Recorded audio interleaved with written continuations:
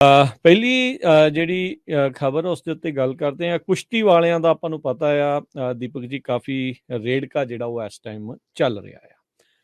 ਜਿਹੜੇ ਕੁਸ਼ਤੀ ਸੰਘ ਦੇ ਮੁਖੀ ਨੇ ਭ੍ਰਿਜ ਭੂਸ਼ਣ, ਉਹਨਾਂ ਦੇ ਉੱਤੇ 2 FIR ਹੋਰ ਦਰਜ ਹੋਈਆਂ ਨੇ। ਪਹਿਲਾਂ 85 FIR ਸਨ। ਇਹ ਕੀ ਹੈ ਜੀ ਪੂਰਾ ਮਾਜਰਾ? ਇਹ ਕਾਫੀ ਕਹਿ ਸਕਦੇ ਫਿਰ ਸਾਫ ਛਵੀ ਵਾਲੇ ਆ। ਬਿਲਕੁਲ ਜੀ, ਤੁਸੀਂ ਇਹ ਦੇਖ ਲਓ, ਇਹ ਭਾਰਤੀ ਸੰਸਦ ਦੇ ਮੈਂਬਰ ਨੇ, ਲਗਾਤਾਰ ਜਿੱਤਦੇ ਆ ਰਹੇ ਮੈਂਬਰ ਨੇ। ਤੇ ਮਤਲਬ ਮੈਂ ਦੇਖ ਰਿਹਾ ਸੀਗਾ ਕਿ ਇਹ ਪਿਛਲੇ ਲੰਮੇ ਸਮੇਂ ਤੋਂ 6 ਵਾਰ BJP ਦੇ MP ਬਣੇ ਨੇ। ਇੱਕ ਵਾਰ ਇਹਨਾਂ ਦੀ ਘਰ ਵਾਲੀ MP ਬਣੀ ਆ। ਸੋ ਤਿਹਾੜ ਜੇਲ੍ਹ ਕੱਟੀ ਆ। ਤੇ ਇਹੋ ਜਿਹੇ ਬੰਦੇ ਸਾਡੇ ਭਾਰਤੀ ਕੁਸ਼ਤੀ ਸੰਘ ਦੇ ਪਿਛਲੇ 11 ਸਾਲਾਂ ਤੋਂ ਪ੍ਰਧਾਨ ਚੱਲੇ ਆਉਂਦੇ।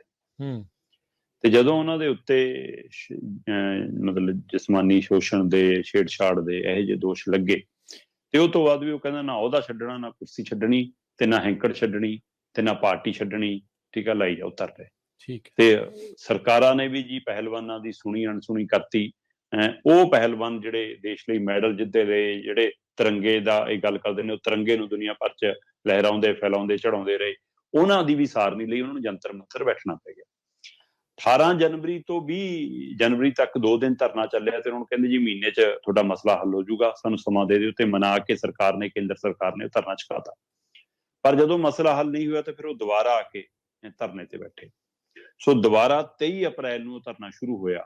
ਤੇ ਹੁਣ ਅੱਜ ਭਾਰਤੀ ਸਮੇਂ ਅਨੁਸਾਰ 29 ਅਪ੍ਰੈਲ ਦੀ ਦਿਨ ਚੜ੍ਹ ਗਿਆ, ਤੇ ਅਮਰੀਕਾ ਦੇ ਹਿਸਾਬ ਨਾਲ 28 ਅਪ੍ਰੈਲ ਦੀ ਸ਼ਾਮ। ਸੋ ਉਸ ਹਵਾਲੇ ਨਾਲ ਜੇਕਰ ਆਪਾਂ ਦੇਖੀਏ ਤਾਂ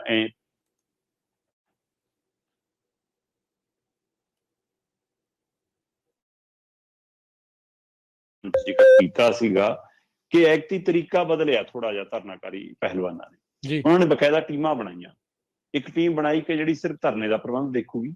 ਇੱਕ ਟੀਮ ਬਣਾਈ ਜਿਹੜਾ ਐਕਟੀ ਖੁੱਲਾ ਸੱਦਾ ਕਿ ਰਾਜਨੀਤਿਕ ਧਿਰਾਂ ਵੀ ਆਉਣ, ਜਿਹੜਾ ਕਿਉਂਕਿ ਪਿਛਲੀ ਵਾਰ ਬਰਿੰਦਾ ਕਰਤਾ ਸੀ, ਉਹਨੂੰ ਸਟੇਜ ਤੋਂ ਲਾਤਾ ਸੀਗਾ, ਕੋਈ ਰਾਜਨੀਤਿਕ ਧਿਰ ਨਹੀਂ। ਪਰ ਇਸ ਵਾਰ ਕਹਿੰਦੇ ਖੁੱਲਾ ਸੱਦਾ। ਇੱਕ ਟੀਮ ਉਹਨਾਂ ਦਾ ਪ੍ਰਬੰਧ ਦੇਖੂਗੀ, ਇੱਕ ਟੀਮ ਮੀਡੀਆ ਨੂੰ ਮੈਨੇਜ ਕਰੂਗੀ, ਔਰ ਇੱਕ ਟੀਮ ਕੋਰਟ ਦਾ ਰੁਖ ਕਰੂਗੀ, ਕਾਨੂੰਨੀ ਦਾ ਪੇਚ ਦੇ ਹਵਾਲੇ ਜੀ। ਸੋ ਸੁਪਰੀਮ ਕੋਰਟ 'ਚ ਮਾਮਲਾ ਗਿਆ ਤੇ ਸੁਪਰੀਮ ਕੋਰਟ ਨੇ ਇਸ ਮਾਮਲੇ ਤੇ ਦਿੱਲੀ ਪੁਲਿਸ ਨੂੰ ਤਲਬ ਕੀਤਾ ਕਿ ਭਾਈ ਜੇ ਨਾਬਾਲਗ ਬੱਚੀਆਂ ਵੱਲੋਂ ਸ਼ਿਕਾਇਤ ਹੈ, ਕੁੜੀਆਂ ਵੱਲੋਂ ਸ਼ਿਕਾਇਤ ਹੈ, ਪਹਿਲਵਾਨਾਂ ਵੱਲੋਂ ਸ਼ਿਕਾਇਤ ਹੈ, ਤਾਂ ਉਹਦੇ ਤੇ ਫੌਰੀ ਕਾਰਵਾਈ ਕਰਦੇ ਆ। FIR ਕਿਉਂ ਨਹੀਂ? ਫਿਰ ਇਨਕੁਆਇਰੀ ਹੁੰਦੀ, ਸਾਰਾ ਕੁਛ ਹੁੰਦਾ। ਉਹ ਕਹਿੰਦਾ ਜੀ ਨਹੀਂ, ਕੁਝ ਤੱਥ ਬਚਣੇ ਆ। ਤੇ ਸੁਪਰੀਮ ਕੋਰਟ ਦੀ ਸਖਤੀ ਦਾ ਇਹ ਨਤੀਜਾ ਸੀਗਾ ਕਿ ਪੁਲਿਸ ਨੂੰ ਮਜਬੂਰ ਹੋਣਾ ਪਿਆ। ਕੱਲ ਤੁਸ਼ਾਰ ਮਹਿਤਾ ਨੇ ਫਿਰ ਕਿਹਾ ਜੀ ਨਹੀਂ, ਅਸੀਂ FIR ਕਰ ਰਹੇ ਹਾਂ। ਤੇ ਸ਼ਾਮ ਹੁੰਦਿਆਂ ਤੱਕ ਜਾਣਕਾਰੀ ਮਿਲੀ ਜੀ, ਇੱਕ ਨਹੀਂ 2 FIR ਦਰਜ ਹੋਈਆਂ। ਬ੍ਰਿਜ ਭੂਸ਼ਣ ਤੇ ਇੱਕ ਛੇੜਛਾੜ ਦੇ ਮਾਮਲੇ 'ਚ, ਤੇ ਇੱਕ ਮਤਲਬ ਕਿ ਜਿਹੜਾ ਦੂਸਰਾ ਐਕਟ ਕਹਿੰਦੇ ਨੇ, ਜਿਹੜਾ ਹੈ ਨਾ ਪੌਕਸੋ ਐਕਟ ਕੀ ਆ ਉਹ, ਹੈ ਨਾ, ਉਹਦੇ ਤਹਿਤ। ਸੋ 2 ਮਾਮਲੇ ਹੁਣ ਦਰਜ ਕਰ ਲਏ ਗਏ ਨੇ। ਤੇ 2 ਮਾਮਲੇ ਦਰਜ ਹੋਣ ਤੋਂ ਬਾਅਦ ਬਕਾਇਦਾ ਪਹਿਲਵਾਨਾਂ ਨੂੰ ਕਹਿ ਕੇ ਲਓ ਭਾਈ ਹੁਣ ਤਾਂ FIR ਹੋ ਗਈ, ਹੁਣ ਧਰਨਾ। ਉਹ ਕਹਿੰਦੇ ਨਾ ਨਾ ਨਾ, ਜਦੋਂ ਤੱਕ ਬ੍ਰਿਜ ਭੂਸ਼ਣ ਨੂੰ ਅਹੁਦੇ ਤੋਂ ਨਹੀਂ ਹਟਾਉਂਦੇ, ਜਦੋਂ ਤੱਕ ਉਹਨੂੰ ਜੇਲ੍ਹ 'ਚ ਨਹੀਂ ਛੱਡਦੇ, ਧਰਨਾ ਤਾਂ ਹੁਣ ਚੱਲੂਗਾ। ਹੁਣ ਨਹੀਂ ਜਾਂਦੇ। ਇੱਕ ਪਾਸੇ ਸੁਪਰੀਮ ਕੋਰਟ ਦੇ ਵਿੱਚ ਪੁਲਿਸ ਨੇ ਗੱਲ ਕਹੀ ਕਿ ਜੀ ਅਸੀਂ FIR ਕਰ ਰਹੇ ਹਾਂ। ਸ਼ਾਮ ਤੱਕ 2 FIR ਹੋ ਗਈਆਂ, ਤੇ ਪਹਿਲਾਂ ਤੋਂ ਜਨਾਬ ਦੇ ਉੱਤੇ 85 FIR ਚੱਲਦੀਆਂ ਸੀ। ਦੇਖ ਲਓ। ਸੋ ਇਹ ਬੇਦਾਗ ਛਵੀ ਵਾਲੇ ਸਾਡੇ ਮੈਂਬਰ ਪਾਰਲੀਮੈਂਟ ਨੇ। ਸੋ 87 FIR ਹੋ ਗਈਆਂ। SP ਦੇ ਉੱਤੇ ਦਫ਼ਤਰ 'ਚ ਜਾ ਕੇ ਰਿਵਾਲਵਰ ਤਾਣ ਲਈ ਸੀ।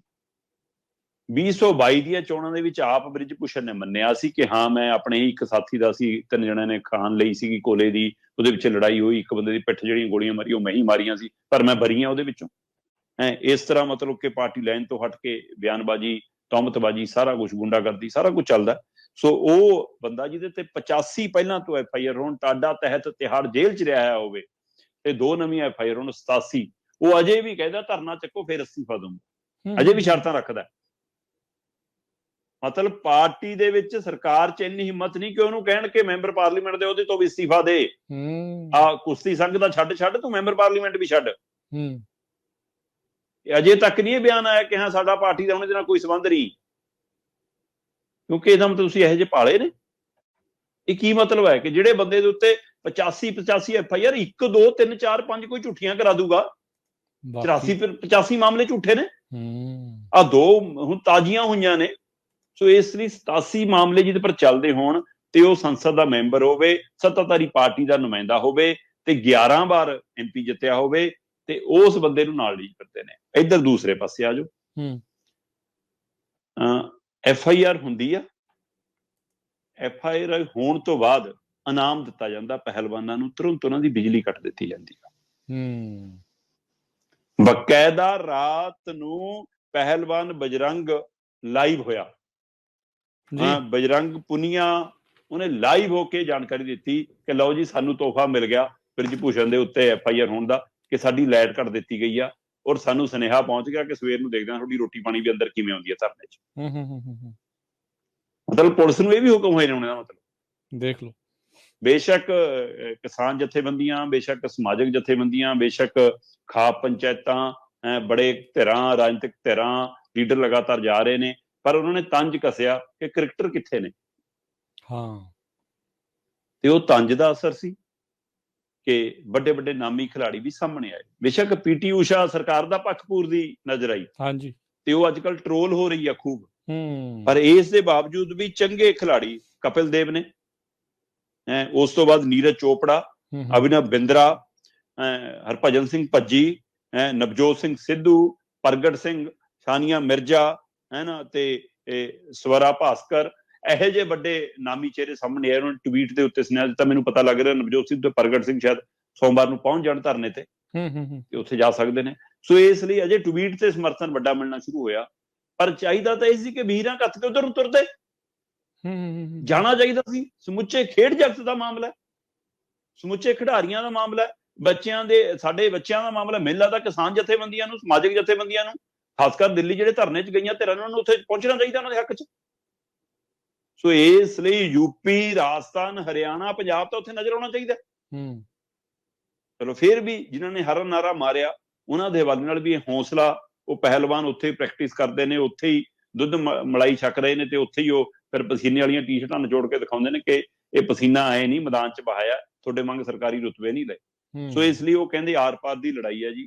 FIR ਸਾਡੀ ਪਹਿਲੀ ਜਿੱਤ ਹੈ ਜੇ, ਪਰ ਇਹ ਜਿੱਤ ਬਹੁਤ ਦੂਰ ਹੈ। ਜਦੋਂ ਤੱਕ ਬ੍ਰਿਜ ਭੂਸ਼ਣ ਨੂੰ ਉਹਦੇ ਅਹੁਦੇ ਤੋਂ ਨਹੀਂ ਲਾਂਭੇ ਕਰਦੇ, ਭਾਰਤੀ ਕੁਸ਼ਤੀ ਸੰਘ ਤੋਂ ਪਰਾਂ ਨਹੀਂ ਹਟਾਉਂਦੇ, ਦੁਬਾਰਾ ਤੋਂ ਅਸੀਂ ਤਦ ਤੱਕ ਨਾ ਮੈਦਾਨ 'ਚ ਆਵਾਂਗੇ, ਨਾ ਧਰਨਾ ਚੁੱਕਾਂਗੇ, ਤੇ ਜਦੋਂ ਤੱਕ ਉਸ ਨੂੰ ਸਲਾਖਾਂ ਵਿੱਚ ਨਹੀਂ ਭੇਜਦੇ ਤਦ ਤੱਕ ਸਾਡਾ ਧਰਨਾ ਜਾਰੀ ਆ। ਸੋ ਬੇਸ਼ੱਕ ਉਹਦੇ ਪਰ ਦਿੱਲੀ ਪੁਲਿਸ ਨੇ 2 FIR ਕਰ ਦਿੱਤੀਆਂ, ਸੋ ਇਹੋ ਜਿਹੀਆਂ ਤਾਂ ਅਗਲਾ ਕਹਿੰਦਾ ਮੇਰੇ ਤੇ ਪਹਿਲਾਂ 85 ਸੀ, ਕੀ ਫਰਕ ਪੈਂਦਾ। ਜੀ ਜੀ ਬਿਲਕੁਲ। ਪੂਨੀਆ ਦੀ ਤੁਸੀਂ ਗੱਲ ਕਰ ਰਹੇ ਹੋ, ਪਹਿਲਾਂ ਮੋਦੀ ਹੁਣਾਂ ਦੇ ਨਾਲ ਟਵਿੱਟਰ ਦੇ ਉੱਤੇ ਕਵਰ ਫੋਟੋ ਉਹਨਾਂ ਨੇ ਹਟਾਤੀ। ਫੋਗਟ ਹੁਣਾਂ ਦਾ ਵੀ ਯਾਦ ਆਉਂਦਾ, ਜਦੋਂ ਕਿਸਾਨੀ ਸੰਘਰਸ਼ ਚੱਲਦਾ ਸੀ ਨਾ, ਉਦੋਂ ਉਲਟ ਬੋਲਦੇ ਸੀਗੇ, ਉਦੋਂ ਵੀ ਲੋਕ ਕਹਿੰਦੇ ਸੀਗੇ ਵੀ ਭਾਈ ਏਦਾਂ ਨਹੀਂ ਕਹਿਣਾ ਚਾਹੀਦਾ, ਪਤਾ ਨਹੀਂ ਹੁੰਦਾ ਕਦੋਂ ਕਿਹਦੀ ਲੋੜ ਪੈ ਜਾਂਦੀ ਆ। ਪਰ ਫਿਰ ਵੀ ਲੋਕ ਚੰਗੇ ਨੇ ਜਿਹੜੇ ਇਹਨਾਂ ਦੀ ਸਪੋਰਟ ਕਰ ਰਹੇ ਆ, ਡਟੇ ਨੇ। ਮਾੜੇ ਨੂੰ ਮਾੜਾ ਹੀ ਜਿਹੜਾ ਉਹ ਕਹਿਣਾ ਚਾਹੀਦਾ। ਇਸੇ ਲਈ ਸਰਕਾਰਾਂ ਦੇ ਨਾਲ ਨਾ ਏਦਾਂ ਹੀ ਅੱਖਾਂ ਮੀਟ ਕੇ ਨਹੀਂ ਖੜਨਾ ਚਾਹੀਦਾ। ਇਹ ਮੌਕਾ ਬਣੀ ਜਾਂਦਾ ਹੁੰਦਾ ਕਿਤੇ ਨਾ ਕਿਤੇ। ਸੱਤਾ ਹੀ ਹੁੰਦੀ ਹੈ ਜਨਾਬ, ਲੋਕਾਂ ਦੀ ਨਹੀਂ ਹੋਈ ਉਹ। ਜੀ ਜੀ ਜੀ।